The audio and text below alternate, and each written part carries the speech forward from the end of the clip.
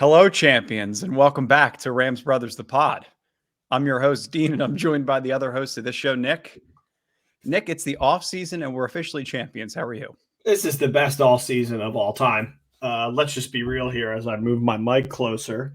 I mean, every day, I wear one of these Super Bowl things every single day. I actually tend to wear this one more than the Super Bowl hat. One, because of the fit, and this is the NFC Championship hat for those who are just listening. It has a better fit than the Super Bowl hat, and also when I go to work, I have a lot more Niners fans at work than Bengals fans. So I usually wear the NFC Championship one just for fun. You're right. It's whatever it is, that kind of fit of hat. It's like the flex fit, stretch fit hat always fits a little bit better than the strap, whatever it is in the back. I do like the dad hats. I know you're not a fan of the dad hat. Yeah. But there's a couple really good Rams. I have one of those too. Hats. Well, we're back, Nick. We're live on Twitter. We needed a little break. I think we can go back to like weekly or bi-weekly episodes now, but I think we needed a little bit of a break. I mean, the whole off season and the emotions that went into all of those episodes, and we did a finale episode with our dad. And now, are we officially into the next season? Is this like the first episode? This is the intro of season 5. Season 5. Wow. This is the first off season we enter as champions. I feel like every other off season that we've started episodes off, and you and I have been so grim. We've started the last couple ourselves. Yeah, how are we going to get through this? So 2019, remember we talked about champagne problems for like 6 months, and we were like, oh, we're going to build up the roster. We're going to go back to the Super Bowl, back to the playoffs. We'll be fine. And we were right, Well, eventually, right. But in that coming season, we had to wait a few years. But every offseason had ended, and it was a little bit grim. And, you kind of had to figure out a way to not necessarily rebuild, but retool, figure out which positions needed the most help, figure out where you can replug assistants, members, personnel, staff members, front office members, everybody's shifting. And it's tough, Nick. I think when you win the Super Bowl, it's like the cards are reshuffled, after 6 months. Well, it's terrifying, right? Right after the Super Bowl ended, I think like a week, it was Sean McVay's going to retire. They're not going to re-sign OBJ or Vaughn. And I'm missing one. I forgot what the other one was. Something crazy. OBJ, Aaron Donald. OBJ. Aaron Donald's going to retire. That's what it was. And I was just like, can I just enjoy this for like 1 minute? I was just like, oh my God, like, why is all this happening to us? But I don't like the way that McVay is the only pinky that you can kind of put down from those, because he's officially said I'm coming back and I'm not retiring. But from the more and more information that comes out, the more I get worried about Vaughn, OBJ, and Donald. So we'll see what ends up happening. I still think, as a fan, if a team gives you a Super Bowl victory, like you have a couple years of gravy. Like we were talking today in our family group chat about Denver, about which scenario has been worse, Denver or the Colts, and both of them kind of have been rotating carousel QBs. And I was like, yeah, but Denver won in the last 10 years. And all of that, that whole carousel and everything, I think, you definitely allow the team to kind of sit on some time when you win a Super Bowl. And now look, they got Russ. So like the whole thing is going to start all over again. So, I think when you have that Super Bowl victory, you can kind of let some of this stuff play out with less extremes than you would if you didn't win the Super Bowl. Like, I think the Bengals might turn into a dumpster fire fast. Well, yeah, and there's plenty of proven statistics that show that teams that lose the Super Bowl, unless you're the New England Patriots over the last 20 years, that team comes back and struggles. I don't know if what quarterback has gone back to the Super Bowl after they've lost one. I don't know. Did you know off the top of your head? I know people were talking about, comparing Joe Burrow, Dan Marino, quarterbacks that are in their prime that don't eventually make it back and lose. Besides Tom Brady, I can't think of the last. No, one. I know it's such a tricky situation, and then you have to figure out the whole rebuild. And did Ben go back after he lost to the Cardinals, or did that end their era? So that he had won. I think he had won twice before that. Oh, okay. Yeah. So I mean, You talk about just kind of going backwards.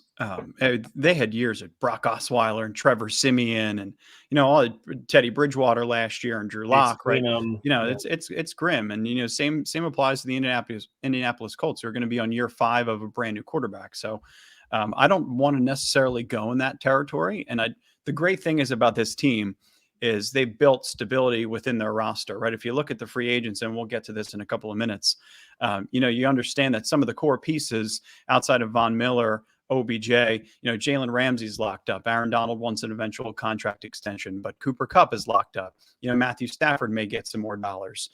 So you take all those different things into consideration, but at the same time, it's a never-ending cycle where the Super Bowl ends and Sean McVay and staff has to figure out a way to replace the 5 staff members that have already left.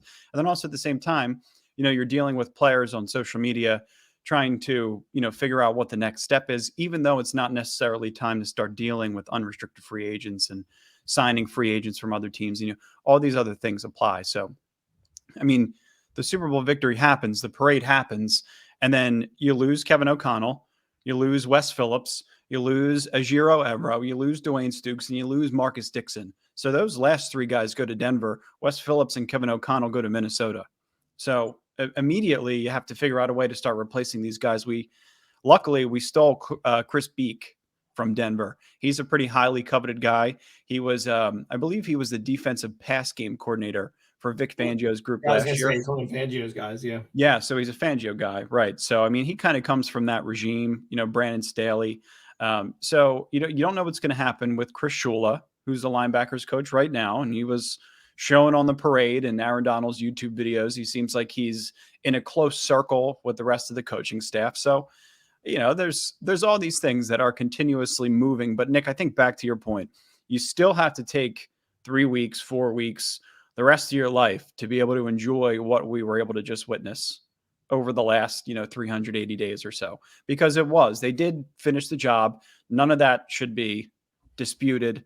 The way that they did it wasn't cheap. It wasn't just a bought Super Bowl, right? And I think you're going to see copycat league. You're going to see this type of methodology start to kind of trickle out. It started with Peyton Manning, and you were talking about them winning the Super Bowl 10 years ago, and then Tom Brady and Matthew Stafford, and now Russell Wilson.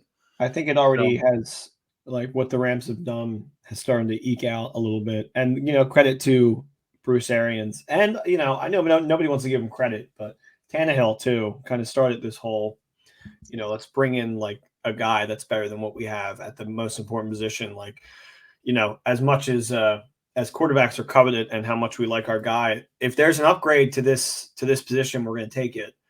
And, I think you're going to see that a lot. I'm actually shocked Rodgers didn't move.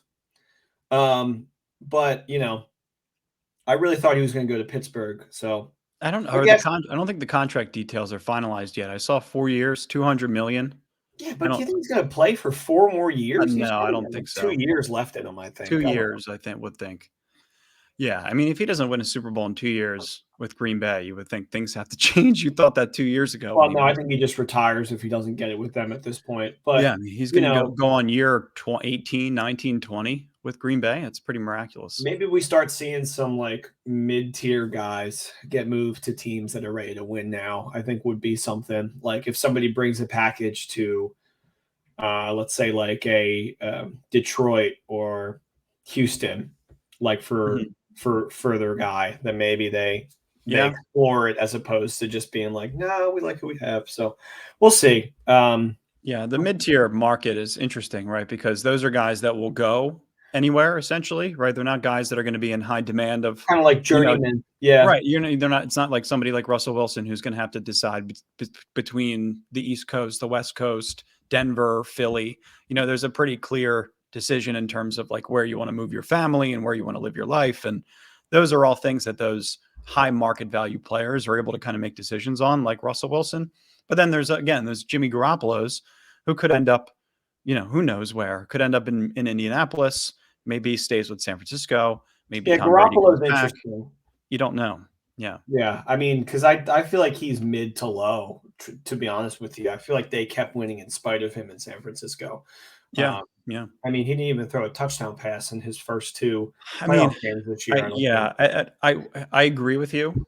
And we can go through Jimmy G stats all we want, but when it comes down to it, he's 6-1 against the Rams. It felt like he made every big throw up until that very last moment.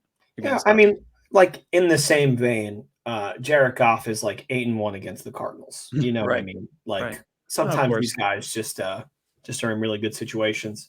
Well, yeah. Well, I mean, again, it's they're looking at things from 2018. You know, they're looking at things from that offense 3 years ago. They're looking at things that happened this season. They're also looking back at guys like Greg Olsen, who they're bringing back. Liam Cohn is going to be the offensive coordinator, which I think, Nick, we talked about this for the last 3-4 years. Sean McVay needs some kind of assistant, right? He needs a coordinator. He needs somebody that he can give ideas to and feed. Guy. Yeah, of course. Yeah, he does. You talk about him trying to just scheme up the next play in a big moment, right? I think we were watching a YouTube video. There's a mic'd up clip where he specifically thanks Kevin O'Connell for the play call, right? I think that's something. Actually, I think ironically, it could be against the Vikings. Was it? It might have been the Vikings, or was the 49ers in the championship game? Oh, okay. I think there's actually multiple then, because he definitely does it. There's definitely multiple. Game. But again, it plays more to the point that he needed somebody to come back that has that type of mindset that can give him, additional layers to his offense. That because he's always looking for the next thing, and even if it's in a specific situation, I mean, there's football teams run 81 plays in a given game, right? I mean, how many plays do the Rams typically run in a given game? I don't know, 50, 55. I guess depends on the 70% or pass plays. Depends on the game, right? But I mean, in every single situation, the complexity of that play call gets more difficult based on the down and distance, based on the quarter, based on the situation, based on the opponent, based on the matchup, right? So there's all these different variables that come into play. I think that Sean McVay in specific situations can use somebody that he can lean on. And I think Liam Cohn, being a guy that was in LA previously, spent the 2021 season with the University of Kentucky, and the Wildcats ranked 5th in the SEC in scoring offense. So 32.3 points per game, exactly where the Rams want to be in terms of overall point totals per game. 8th in total offense, 425 yards. Obviously, college is a little bit inflated. In the SEC, though, still. And Kentucky is not really a highly coveted football program, but they're on the rise, and Liam Cohn is a part of that. And he could have potentially been on a trajectory to be a head coach. And I think that's kind of where Sean McVay is grooming him towards with this next stint with the Rams. I mean, he's going to be the next guy to get poached. So you talk about Liam Cohn, and then also Greg Olsen. He was the quarterback's coach. Yeah, Greg Olsen was the quarterback's coach in 2017 when Matt LaFleur was still one of the coaches on the roster. Olsen was only in town for one single year before leaving as the offensive coordinator for the Raiders in 2018. And then Olsen will return as a senior offensive assistant to Sean McVay. Raheem Morris staying. See, now that I think is the biggest thing that nobody's talking about. Morris, I mean, I think I'm going to be honest with you. I think it deals with the racism that the NFL has, that he did not get a starting job. Yeah. Because the way that he would adjust every single game in the second half was remarkable. If nobody saw it coming, because he would just bring packages that you hadn't seen in the first half, which is like such a Madden way of coaching. You know what I mean? It's like get them in the rhythm and then all of a sudden just come in hard the second half, which I just loved. Morris staying is the biggest sigh of relief going in the 2023 season. No, it's 2022. 22-23. Right. The Super Bowl was won in 22, but it's the 22 season. Correct. And him, Joe DeCamillis, is coming back. Let's do this. Let's do a little. Is the coaching fellow coming back? The coach. Yeah, good point. Let's do this. The old-fashioned screen share. I gotta do the coaching fellow shot. Hold on, give me a sec. Yeah, he's going on. It's going on year two. Oh my God! Don't show the script, Dean. Behind the scenes pick. Snapshot. So coaching fellow Lance Schulters now has 1 year of experience. Chris Shula, we talked about. He's been on the staff for 7 years. So he is outside of Thad, and Eric Yarber is the longest tenured coach on the staff. So, I mean, there's an opportunity for him to potentially go elsewhere. I think the likelihood of that is potentially strong, considering So what you can do with Chris Beek, you could bring him in. He could be the defensive pass game coordinator and assistant linebackers coach, and you can keep Chris Shula in his role, or you could just flip flop the two. I don't know exactly what they're going to be able to do, but keeping Eric Henderson on the defensive line, Thomas Brown, highly coveted. He got a promotion. He's now the assistant to the head coach as well as the running backs coach. So I'm happy with the progression there. I think he's going to be an eventual offensive coordinator. But I mean, last year, Nick, Brandon Staley, Aubrey Pleasant, Brad Holmes, right? It's just all of this turnover year over year. And then again, this year, losing Kevin O'Connell, losing Dwayne Stokes, all these guys that have been around for a while, it's a little bit of a headache. And this isn't even completely filled out yet. I think the positives, though, lie within Eric Henderson, Thomas Brown, Eric Yarber, Chris Shula, and Zach Cromer. And of course, Kevin Carberry. I mean, when you keep your offensive line coach year over year, we had Kevin Cromer, I think, for 5-6 years. We had him all through, the rise of the Los Angeles Rams from 2016 on. And he was a stable piece. I think he's going to Buffalo now. So that's what we're looking at with our coaches. What are your thoughts on the coaching fella? You think he sticks around? I think he'll stick around. I'm thinking he's going to Sean and he's saying, "Look, I got to change my title. I need assistant. I can't be a fellow much longer. I can't keep handing out these business cards that say coaching fellow." You think he even has those? I would. I mean, I'd have them for a year, and then I'd be like, I got to get out of here. Yeah, understandable. Should we transition over to before we go into free agents, because I know that's like tasty. I'm curious, and I've talked to a couple of Vikings fans, and all of them have given me different MOs, but all of them are excited about Kevin O'Connor.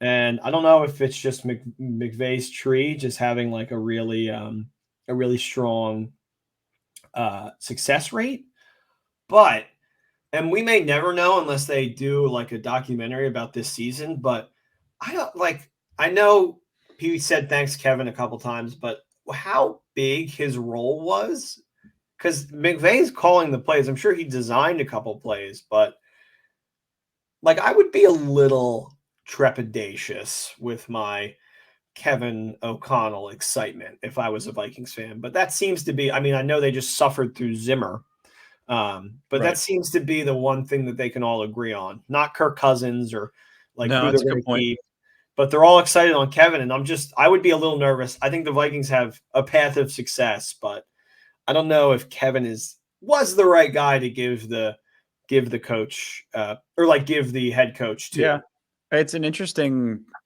talking point.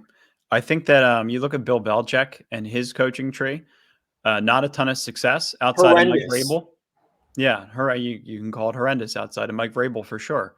And then you look at Sean McVay's. Even so, what has Vrabel done besides beat Belichick in the of in course. The postseason? I agree with you. And I'm also looking at Sean McVay's coaching tree.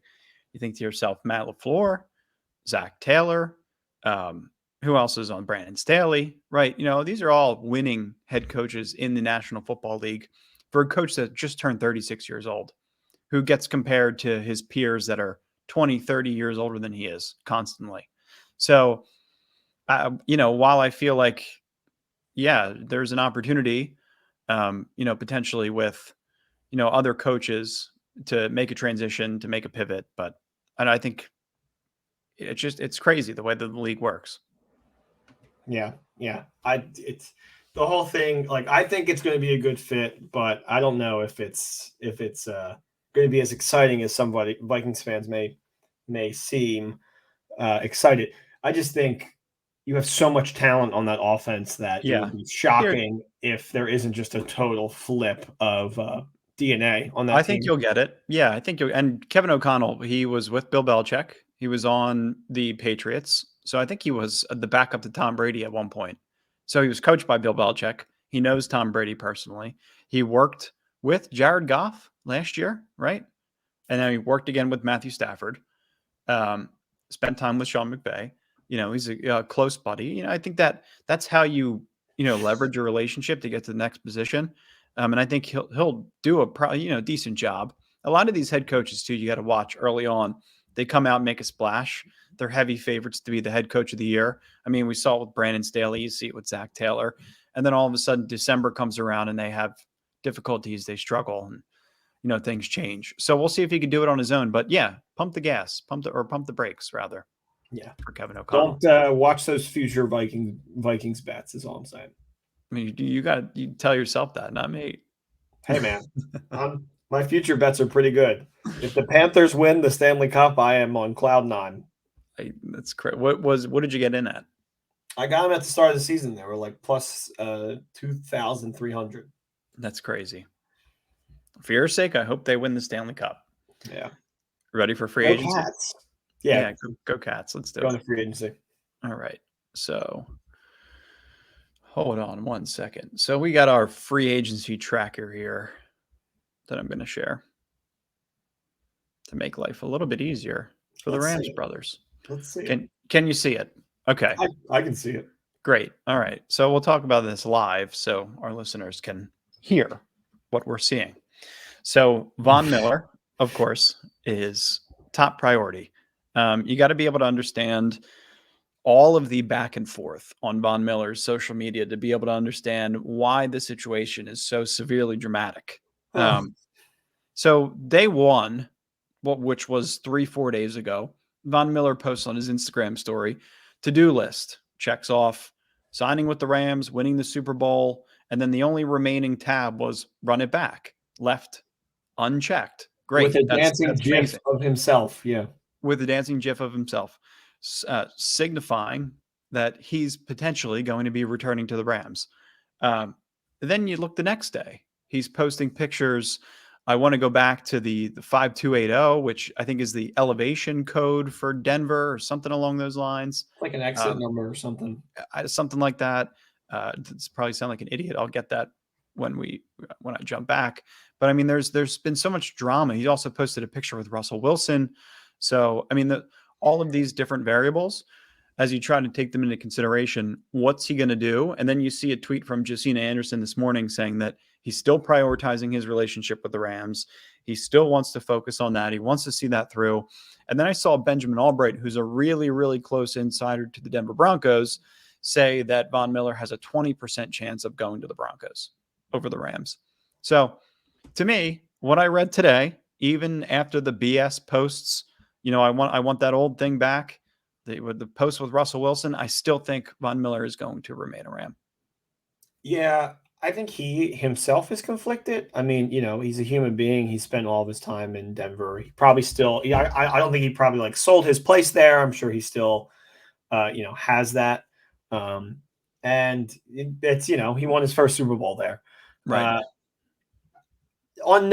In no way did it feel like we were renting Von Miller, though. It felt like he was immediately a huge key to our success. I got into it today, a Twitter argument with somebody who was saying Rams didn't even need Von Miller. He totally finessed them. The Broncos organization finessed the Rams. I'm like, I don't know who you are. You probably didn't even watch the Super Bowl because they needed every single man on that team to win that game. And his, I can show you highlights on highlights of what he did to make his role on that team important. And just when he's coupled with Donald, he brings a whole nother layer of force, of defense that you're not going to get with anybody else. So he may have been the second or third, maybe fourth most important player on that team in the Super Bowl. Donald, Stafford, Cup, Miller, I think are when we signed Von Miller. So the Rams actually went 0-3 after they signed Von Miller, which was very difficult to digest. But when they immediately signed Von Miller. I said to myself, we have a greater chance to go to the Super Bowl. We are most likely now going to go to the Super Bowl because of the mentality that Von Miller is going to be able to instill into the locker room. When did he write? That was the most important write that letter? Part. He wrote a letter to the Lombardi Trophy. Yeah. You remember that? I do. Yeah. I mean, there was a dedication. I think there was a unanimous dedication to the Lombardi being the only end goal. right? And every single person bought into that, right? It wasn't just, I think we, not me is a great mentality. You know, you can put that over everything else. But I think when the Lombardi comes into play, you need somebody that has been there before, somebody that has the experience going to that next level and getting it. And we, not me, paired with Von Miller's note, I think eventually brought them into the direction combined to get to where they wanted to be. So what are your thoughts? I just think I think Von Miller is just based on how Aaron Donald's talking about this offseason, it seems almost like if you don't get Von, you might not get Donald, which is terrifying. I can't think that way. I don't think Aaron Donald has the ability to just step away from the game at this very moment because there's I think something saying where he's like, I'm like, I'll step away for like a year or two, like Jordan, and then I'll come back. And I'm like, why would you do that? No, I think so. He'll have an agent in his ear that says it's different from basketball. 2, you're not Michael Jordan, and 3, the greatest of all time doesn't just step away, right? I think unless again you're Michael Jordan and it's just an extreme circumstance, it doesn't happen anymore. But I mean, again, if it does happen, I feel like the one thing that we all owe to Aaron Donald is the utmost respect to whatever it is that he decides that he wants to do. If he decides that he wants to retire for a year, I will absolutely respect that and wear his jersey every single game that I go to. Yeah. In hopes that he's coming back the next year fresh and ready to go. No, I mean, he doesn't. I feel like at this point, he doesn't owe us anything else. You know, he brought us to I don't know. Yeah. And I don't know. I don't know if I can get through. It's going to be really difficult to get through Rams games without knowing that Aaron Donald's going to be there. But if I know that he's retiring with a plan to come back in a full year after getting his head right, after getting back together with your family, and I think this is going to happen more often with the league being 17 weeks and playing, an extra 4 games to get into the Super Bowl. It's 21 weeks of football, of games, of mental preparation, of that. Like that's a lot of work. It's half the year, right? So, and it's more when you take into consideration the combine, the training, just everything. I think it's just mentally draining. So Aaron Donald probably just is in the middle or is processing what his decision is going to be. I wouldn't lean one way or the other in terms of what direction he's going to go right now. I mean, my gut tells me he's going to continue playing football. But if things go south over the next couple of years and things aren't going his way, there's, of course, an opportunity to retire early and pursue other things. So I guess we'll see. Yeah. Let's just move on because I don't want to talk. I don't even want to live in a universe where Aaron Donald isn't playing for the Rams anymore. No, but all we do have to say though that that's the respect level we have for him is he could walk away for 5 years and then come back if he wants, and he's still Aaron Donald. Oh, yeah, I mean, of course. Champ. And then kind of in the same vein, Von Miller doesn't owe us anything because he came here for the 1 year that we had him because the deal didn't require anything past that, and he won us the Super Bowl. So I would feel it would hurt if he left, obviously. Yeah. But I'm going to respect the hell out of him. And as soon as they release those white Super Bowl patch jerseys, I want to buy me a couple of those. Yeah, me too. Well, they're coming. Also, what I was thinking also, tip, if you want to just buy the white jersey and then you could go on Etsy and get an iron-on patch. Could also be a way to do it, save some bucks. But I understand wanting to get the fully authentic jersey. You look at, but again, Von Miller it's an emotional decision. He was only owed us one single year. Like you said, he owed us the Super Bowl and didn't even owe us that and got us that. So I think Darius Williams is going to be a tougher decision, right? He was on a 1-year tender.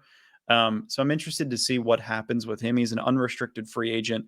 March 14th is when teams can start negotiating, which is like 4 days from now. Yeah, which is it's going to be right around the corner. What is that? Monday, March 14th, or Tuesday? So that's when teams can officially enter contract negotiations with unrestricted free agents. And then on March 16th at 4 p.m. Eastern, that's when free agency officially begins, and teams may start signing players or trading players who are under contract. So this is all going to happen really fast, which I think it's an appropriate time for you and I to jump on the podcast and look at players like Austin Corbett and Odell Beckham Jr., Johnny Munt, right? Dante Dion. Are there any that stand out that you definitely feel like you want to keep? Not okay. I don't want to use the definitely want to keep because we are tough terminology. I understand, Jim Everett. Because thank you. I'll get compared to Jim all day. Just don't call me Chris. Yeah, I just think OBJ definitely stands out, but we are getting Woods back. But then again, if you can have the combination of those three, and then somebody like Skoranek doesn't have to come in there. Okay. Sorry, Ben. You're Super Bowl champ. Right. But I don't know if you would be able to find a wide receiver room better than that. And then I agree. If he comes back in November, that's a great time to give the team just a complete jumpstart push. And then Van Jefferson. No, he's not. Van's fine. No, I know. I'm just saying, like, him being like your fourth option would be wonderful. Unbelievable. Yeah. I agree.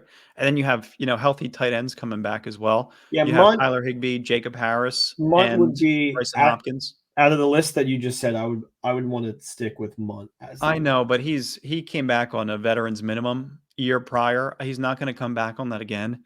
He's worth testing the free agent market.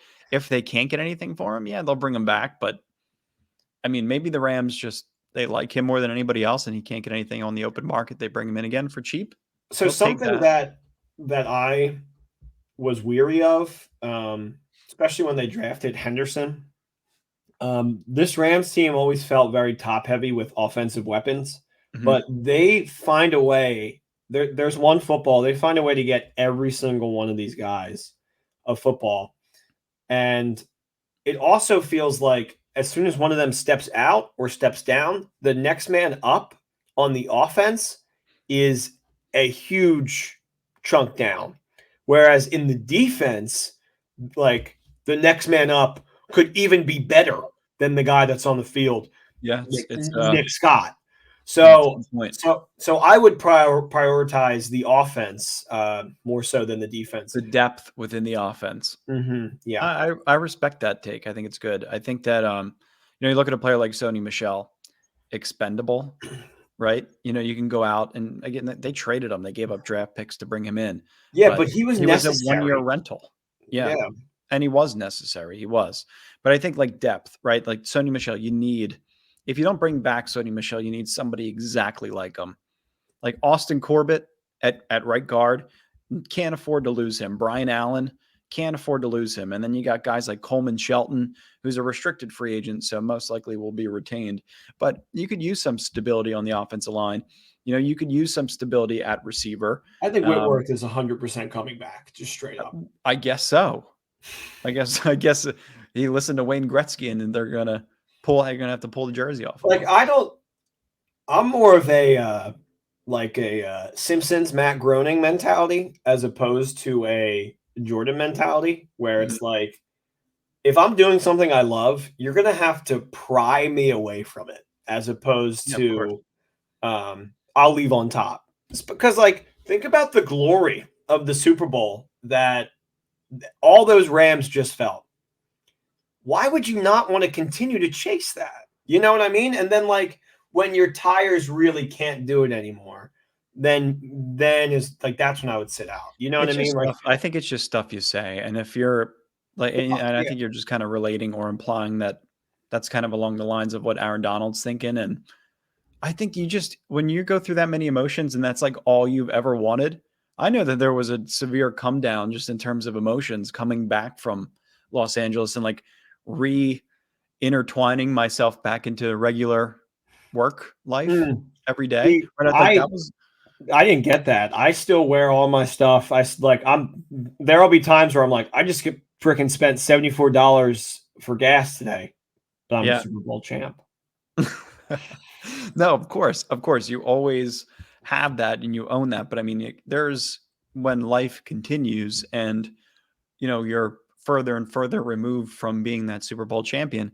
I can't imagine what it feels like for Aaron Donald, who has wanted that his entire life as a player, and then has to eventually spend the next 9, 10, 11, 12 months chasing that exact same thing all over again and then do it again the next year, right? So you can understand from a mental perspective why that kind of mentality creeps in, especially when you're interviewed, you're drunk, you're asked it directly, right? You thinking about hanging up? I don't know, maybe kind of mentality. So that's where it gets tricky. That's where words. It's also fun just to keep people guessing. Yeah. I almost think in some way, some of these players, and this is just my own speculation, just get like a little just like a little maybe like money from like ESPN or like Pardon My Take or whatever freaking shows there are, just to be like, hey, just give us something to talk about for the next 6 months until you guys come back. You know what I mean? Like, just like on some level, I feel like there could be like, we need stories, we need stuff to talk about. We can't just keep talking about LeBron. The Lakers suck. You know what I mean? Yeah, we could talk about Joe Noteboom. How he's main priority, number one for me to resign. Oh, wow. Speaking his own language. I'm going to go top 5 based on the list we're looking at, and then we'll move on because this is going to be a continuing hot revolving topic. Oh, Matt Gay? Matt Gay's got to be up there. Matt Gay's a restricted free agent, so Rams have the right to his contract first. Another team can make him an offer. Tag him. But the Rams can match. Yeah. Franchise tag him. I don't know what they're going to do with him yet. You can All right, so I'll give you my top 5 unrestricted free agents. You move them based on what you think of my answers. Sound good? Go. Number 1, Von Miller. Yeah, we agree. Let me write these down. Let me write these down so I can move them. Okay, so Von Miller. So I can move them. Yeah, you don't even know you're ready to move them. Von Miller's number 1 because of the mentality that he instilled with the team, everything else we talked about. Odell Beckham Jr. is number 2. I feel like I've lived my whole life wanting to see a trio of Cooper Kupp, Robert Woods, and Odell Beckham Jr. on the field at the same exact time. I think that would be the most exciting thing that a Rams fan could ever possibly see in terms of great wide receiver play. Torrey Holt, Isaac Bruce, Hakeem would be the other 3 that I feel like would even draw close comparisons, or, I don't know, Ricky Prohl. You can mix him in. I don't know. Otherwise, this is the most exciting core. So he's number 2.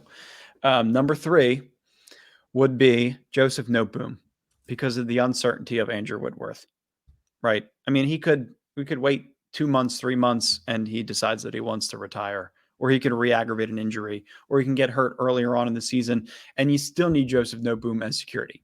So he's number 3, left tackle. It's the most important position on the offensive line. Number 4, the center, Brian Allen. Yeah. Got to bring him back. Yeah, I would. Okay. I mean, if it was the kind of center draft that we just went through last year, where you can get a Quinn Miners, or I'm trying to think who the other kid was that Rams fans fell in love with. But again, Brian Allen is 26 years old. He's my number 4. And then number 5, John Wolford. I'm just kidding. Absolutely not. Number 5. Perkins. Number 5, I'm going to go. See, it's difficult because Darius Williams. You're not going to put Gay in there? I don't know. Gay's a restricted free agent. Okay, so it's a little different. And of course, like Obo's, I want Obo and Sebastian Joseph Day, and Troy Reader's a restricted free agent. But like Obo could be priority if Von Miller moves on. And Sebastian Joseph Day, to me, was on the end of his contract. Like, he's a player that they happily replace with Greg Gaines. He's younger. He's got another couple of years on the contract. It's kind of a no-brainer to move on. That's what they do. They draft, develop, and then move on players who are at the end of their deal. Yeah. I think he's a guy that's on his way out, so he's not on my list of priority. But then, like Traven Howard, maybe they pay him. He's going to be 26 years old. Maybe they give him a little bit of money. I mean, I don't know what's going to happen with Oba. And then again, I mean, you can go back to like Dante Dion and Darius Williams. Like, what are they going to do with that second defensive back position? That's why I have this 2022 NFL free agent tracker up, just in case. I wanted to make sure to look at cornerbacks. Look, there's Darius Williams. Xavier Rhodes is 31 years old. We don't want any part of him. There was another cornerback. How about Stefan Gilmore? Right? Could be a potential option. I want to see. There was another corner on here that I also was interested in. Where is he? Yeah, I mean, you can go Kyle Fuller from Denver, Chris Harris staying in LA. I mean, you can get, my point is you can get a second defensive back if you don't retain Darius Williams. Again, like at the same time, I think people are going to want to come to LA, especially if they just won a Super Bowl. People want to come here even before they won a Super Bowl because it's freaking, it's sunny California. Absolutely. But I'm going to move so who was your last? Because you gave me 4 and then you. Oh, I didn't give you a 5th. Hold on, let me go back real quick. Let's see. Who would be my 5th? Yeah, I'll put D-Will 5th. But I think, again, it's based on a lot of different things, but I think D-Will is a player that can be replaced. And it's not just based off of last year. I think he's a good player. But, again, for the price, I don't know, maybe that you look at drafting somebody. Maybe Robert Rochelle is a player that steps up. Maybe you talked about that deep defensive depth that the Rams have. Maybe there are players that can transition. Maybe you bring back, Dante Dion's not going to be able to fill that role. He's a slot guy. I don't know. We'll think about it.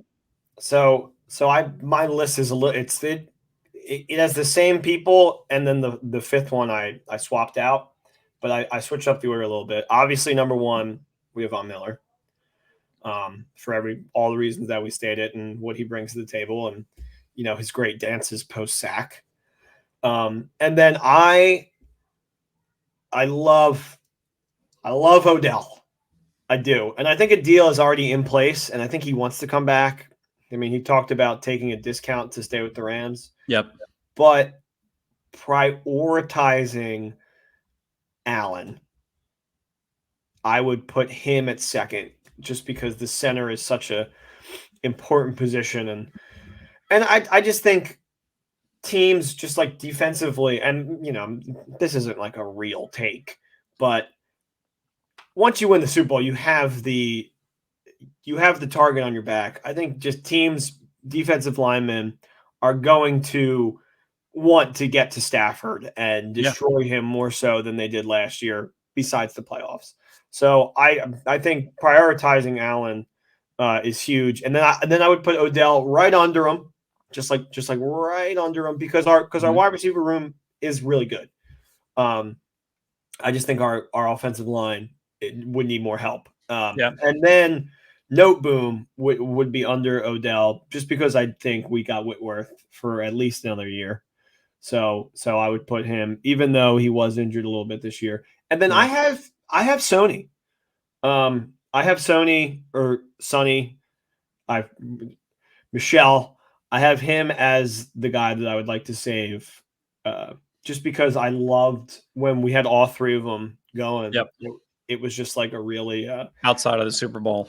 Yeah. When McVay is like, I'm not calling any more effing run plays. Yeah, I'm not running it anymore, guys. Love that. That was perfect. Where's the play sheet? The takes from Bill Simmons, where he was just like, yeah, I think that might have been one of the worst coach Super Bowls ever. I don't know why he stuck to run so long. It's like, oh my God. God. My God. Crazy. You can never get anything. All right, Kevin, I'm not running it anymore. Kevin scrapped the run plays. Yeah. And then he calls a crucial run play in the red zone, which was huge. And I'm celebrating after Cam got the first down, but he actually brought it like way closer. But yeah, I also think the reason why I have Michelle 5th is because you may have like a career year for Cam, like fully coming back. So yeah, I don't know. I think like when you look back at the Titans game, or you look back at the Packers game or the 49ers game in the regular season, Brian Allen was one of those weak points, right? I didn't even mention Austin Corbett too, right? Like Corbett's got to be a little bit of a priority. Yeah. So the interior offensive line, if you're going to draft and develop some additional players, like this would be the draft to be able to do so, right? Because these guys are going to start to expire. You're going to get a lot of turnover on the offensive line. Rob Havenstein has been here forever. Like, I think this would be the draft to finally start building some continuity. Was he a St. Louis Ram? Yeah. Him, Donald, and Hecker. Are the last 3 remaining? Hecker also stepped it up hugely in the postseason, but imagine how it would feel to win a Super Bowl after going through the journey of being a St. Louis Ram, now to an inevitable Los Angeles Ram, being on Hard Knocks 3 times. Yeah, in the headspace that you're now versus 2014. When Jeff Fisher was hired. I remember watching the Rams games back then under the Fisher era, exclusively for the defense. Yeah, just two different eternities. Yeah, it feels like that's why. One of the reasons why I wore the Steven Jackson jersey throughout the entire playoff run was because I wanted to summon that defense where it was just like that was all I'd watch football for, was to see Aaron Donald play and hold them to 9 points and we still lose. Yep. You know what I mean? We would lose 12-9. Yeah. So I remember. And now, I feel like we should talk about this because I feel like we've reached everything that we wanted to touch on. We no longer have to deal, besides 1 game a year, maybe two. If with Russell Wilson, we play him next year, and he's just I'm almost a little oh man, because we just I know I kind of feel the same way. Yeah, no, but it's good. I love Dangerous Robot Russ. We try to talk ourselves into the fact that Mr. Unlimited. Yeah, we get it. I tried to convince myself. Cringe. Yeah, we've tried to convince ourselves how many episodes that it's probably good for the Rams' defense and defensive coordinators and coaching staff that they have to inevitably prepare for Kyler Murray and Russell Wilson sometimes in back-to-back weeks, because you're essentially kind of preparing for the same type of player. Now the Seahawks, God forbid they get some kind of drop back passer who wants to, pick apart our defensive backs and stay in the pocket. It's going to be a completely different mentality, more similar to what the 49ers do with Jimmy G. Well, now you got Trey Lance filling that hole, because he is certainly one of those Kaepernick kind of guys where he can beat you on his feet. Yeah. Well, again, that's a good point, but I don't know. I miss him stick with a little him. bit. I could see them bringing somebody in this year if he's not ready, honestly. Well, if Pete Carroll's going to stay and the GM's going to stay, they're going to try to. No. I'm talking about San Francisco. Oh, sure. I don't know if Trey Lance will even play if they bring in Well, I thought there was a chance they brought in Wentz. I don't know what other journeyman. Honestly, this is going to sound like a crap take, but if you put Minshew in on some of these teams, I think they legitimately have a shot. Minshew has no arm. Minshew could throw the ball 45 yards like a little pinwheel, and it floats like when you're playing keep the balloon up in the air. The ball just goes, Minshew mania, baby. No, absolutely not. It's like watching John Wolford. If you want to get excited about Gardner Minshew, you get excited about John. Same shit. It's Matt Saracen. I'm so happy I didn't have to watch a single Wolford snap. Yeah. You got to will those guys to victory. You don't ever need to do that again. You have Matthew Stafford. Yeah. A Super Bowl champ, Matthew Stafford. It's been such a great 3 weeks of just embracing Super Bowl champion Matthew Stafford, seeing him courtside with the Lakers. Oh, dude, that game, LeBron just coming up, boom, LeBron goes, old guy 3. LeBron goes, I got a score 56 for you, Super Bowl 56 champ. No, he didn't say that. Yeah, he did. He did? No, but he said I had to put on a show for you. I was going to say, that's what I heard that, yeah. Did my impression sound more like Shaq? Yeah, way more. I had to put on a show for you guys. Nah, that's not good either. You're better at McVay. I'm not running it anymore. It's not good. Oh, it was great. That was great.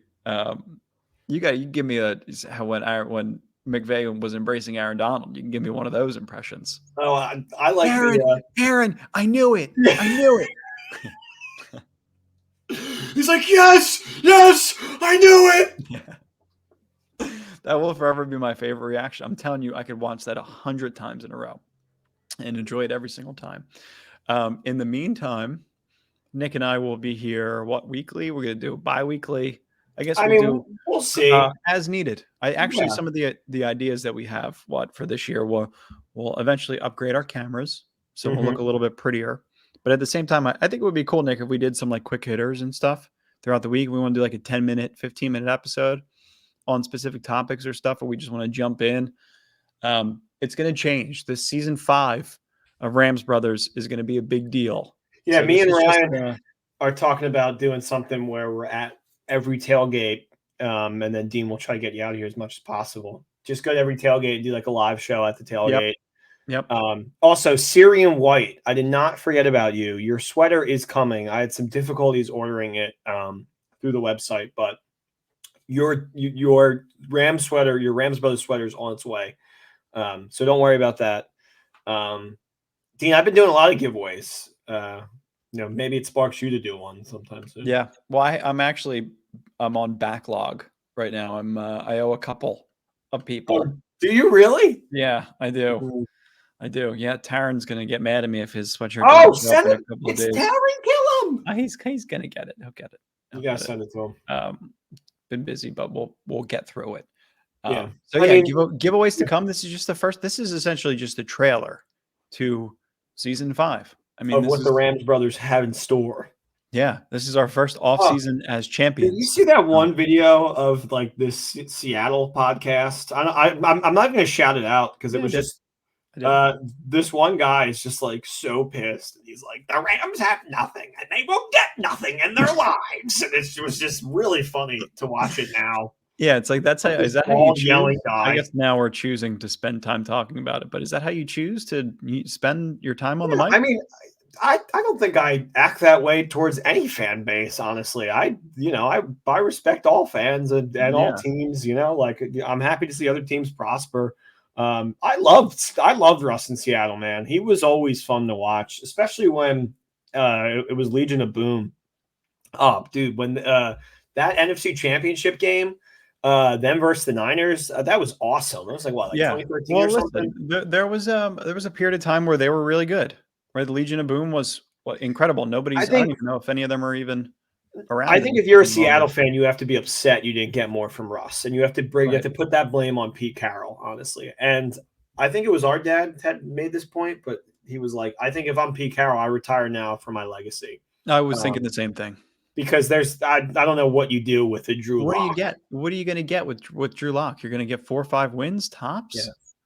I know. I mean, then you bring in Jeff Fisher, if you're Seattle, poach him from the Michigan Panthers.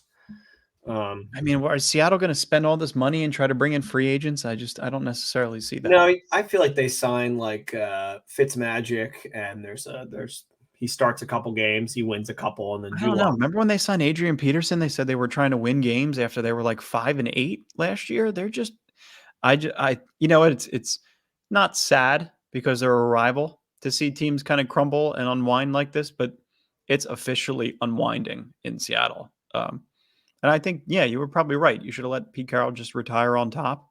But I still think, they may make some moves. They may try to bring in a couple veteran quarterbacks as backups, and maybe they try to draft somebody, or, I don't know. They seem like they never try to give up, but it was fun because they were good, because they won the Super Bowl. They were trying to get back to the Super Bowl. We were seemingly always in their way, even with Jeff Fisher. And then when they started to, move towards football purgatory and then eventual football hell, we took over the league. So it's been kind of a fun dominance over Seattle. It's been a fun dominance with Sean McVay, has completely owned Pete Carroll, beat him in the playoffs. I think he was 8-3 against Pete Carroll and Russell Wilson. Matt Stafford was 2-0 against him this year. So I've had a lot of fun with Russell Wilson. I'm going to miss him a lot. I know our dad on my birthday this year. That was pretty awesome. Yeah, exactly. All right, Dean, you want to wrap it up? Somehow, oh my God, we're almost at an hour. It was supposed to be a half an hour epi. What happened? Yeah, that's all right. We're having fun. All right, let's wrap it up. I'm gonna go watch that new Lakers show and have some dinner. Oh, so good, so good. I'm gonna go to the brew hall. I put some money on the Lakers tonight. God, I hope they don't lose it for me. But I put it on before they said LeBron was going to turn. So they were -2.5 over Houston. And then LeBron was like, I'm coming back tonight. And then it moved to 7.5. And I got in. You got him at 2.5? Yeah, before he said that. So. Oh, that's a lock. Yeah. We're looking up to one of these again tonight. Yeah, let's get a victory tonight. Yeah. So let's just enjoy the night. We're still world champs, and we can say that until the end of next season, and then hopefully we can say it until the end of the following season. Yeah, I mean, you guys should know that all of this stuff is just analysis. We're just keeping ourselves busy until the next game, until the next episode. Yeah. All right, hold on. Wait, one more thing before we leave, Dean. All right, what do you got?